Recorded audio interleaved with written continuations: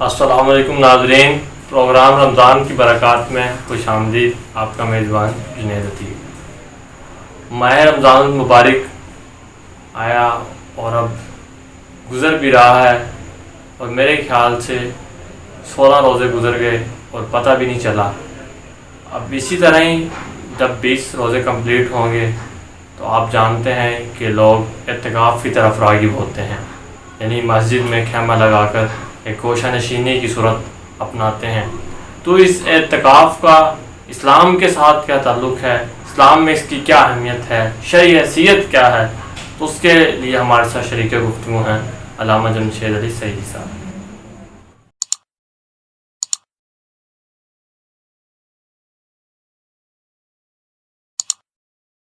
بسم اللہ الرحمن الرحیم۔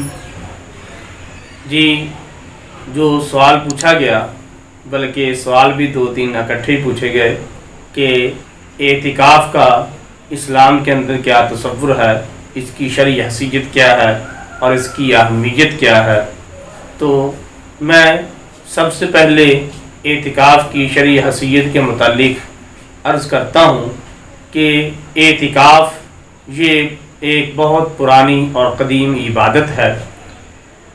آپ اس بات سے، یعنی اس کے پرانا ہونے کا اس بات سے اندازہ لگائیں کہ اللہ رب العالمین نے حضرت سیدنا ابراہیم خلیل اللہ علیہ السلام اور حضرت سیدنا اسماعیل ذبیح اللہ علیہ السلام، ان دونوں نبیوں کو اللہ رب العالمین نے کعبہ کی تعمیر مکمل ہونے کے بعد حکم فرمایا کہ وَعَاهِدْنَا إِلَىٰ إِبْرَاهِيمَ وَإِسْمَاعِيلَ أَن طَهِّرَا بَيْتِيَ لِلطَّائِفِينَ وَالْعَاكِفِينَ وَالرُّكَّعِ السُّجُودِ۔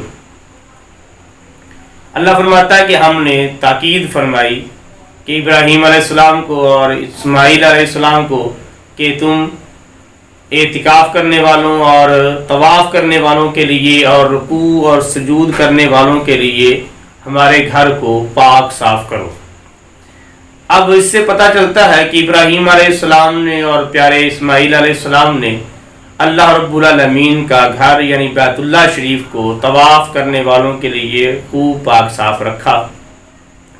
تو اس سے یہ پتہ چلتا ہے کہ اعتکاف کرنا بہت پرانی عبادت ہے، اور ہماری شریعت اسلامیہ کے اندر، ہمارے اسلام میں بھی اس کو بڑی خاص اہمیت دی گئی، اور بالخصوص ماہ رمضان المبارک کی یہ اعتکاف ایک خصوصی عبادت ہے۔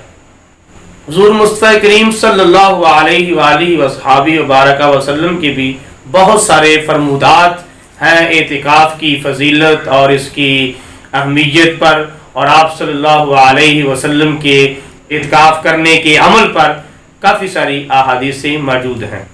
علامہ صاحب، ایک تو اعتکاف کا معنی اور جو مطلب وہ سمجھا دیں، اور دوسری کہ اس کی کوئی اقسام بھی ہیں تو اس پر بھی ذرا وضاحت تھوڑی فرمائیں۔ جی، اعتکاف کی عام طور پر 3 اقسام بتائی جاتی ہیں، اور رہا تعلق اعتکاف کے معنی کا، اس کے بارے میں یہ عرض کرتا ہوں۔ اعتکاف کا مطلب ہے کسی جگہ اپنے آپ کو روکے رکھنا، اپنے آپ کو ایک جگہ ٹھہرا لینا، تو یہ اعتکاف کا معنی ہے۔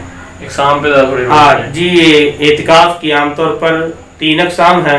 ایک اعتکاف واجب ہے، اور ایک اعتکاف کرنا سنت مؤکدہ علی الکفایہ ہے، اور ایک اعتکاف نفل ہے، نفلی اعتکاف جسے بولتے ہیں۔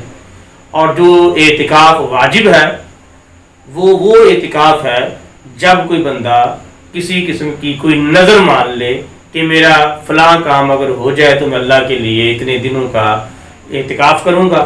وہ واجب اعتکاف ہوتا ہے نظر کا یا منت ماننے کا، اور جو سنت مؤکدہ علی الکفایہ ہے وہ اعتکاف ہے جو ماہ رمضان المبارک کے آخری عشرے میں کیا جاتا ہے۔ اور نفل اعتکاف ہے جو وہ کسی بھی وقت آپ اعتکاف کر سکتے ہیں، چونکہ ان تینوں کے مسائل بھی مختلف ہیں اور ان کی شرائط بھی مختلف ہیں۔